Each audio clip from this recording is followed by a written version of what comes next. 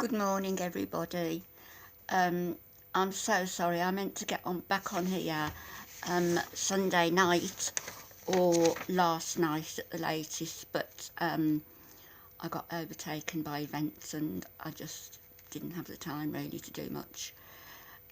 So hopefully I'm going to come on later today. I've got to go and see Alfie for a few hours, and I've got a bit of shopping to do, and then hopefully I can come straight back home, have some dinner and get on here and do a little bit more about Aisling. The story behind Aisling Rooney. She was born at the turn of the century, so we don't have exact dates for her. I was told sort of between 1902 and 1910. And she was a young Catholic girl growing up in Belfast. She met and fell in love with a young man who was not Catholic. He was Protestant. In England nowadays and in parts of Ireland, that's not a big deal. At that time, it was a big deal. And you'll see how tragically this woman's life unfolded, simply for falling in love, basically. So I'll come on and do a little bit about that later. I have written some notes, so I haven't been completely not working towards giving you some more info. So I've got to go out shortly. This is a very, very short video. So I'm going to read you a little poem, as I said, poem of mine. And it's about Granera in Tipperary.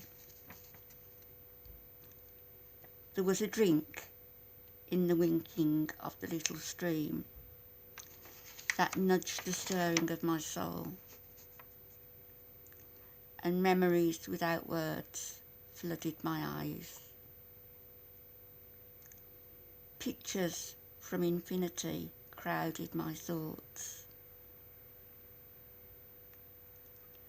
Flashes of thoughts, and urged me to dig deeper in the sand.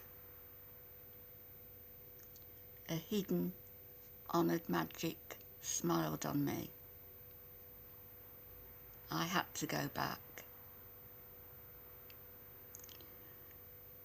When I read that poem, or written it down, or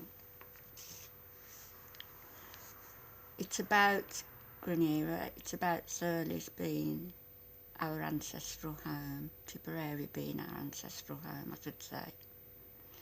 But it's also about, it reminds me of my great uncle Sean Tracy, who I've mentioned to you, and there's a link, there's a song about him, and there's a link on my first video. So this is just a second short piece to say I haven't forgotten. I have been doing a little bit of work on it. I will be back to give you some more information on Aisling, a girl who fell in love with, according to people at that time, her family, his family,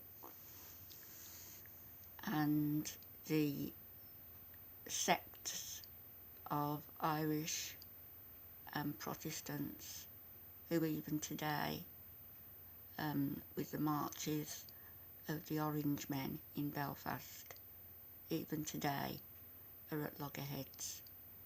But this was just a young, innocent 20-year-old girl whose life was destroyed by bigotry. It's very sad, very sad. And my family knew her, and that's how I've gleaned a lot of the information that I have. Anyway, I will be back. I hope the lighting's better. It should be, because it's daylight. And I hope you can hear me, because I still have this raspy throat because of the the problem I have with my throat. But hopefully after a couple of drinks of coffee and lubricating my my gullet, I will be back and able to speak in a little bit of detail and at length, and give you something that you will find very, very interesting, I hope. Bless you all and have a wonderful day. See you later, alligator.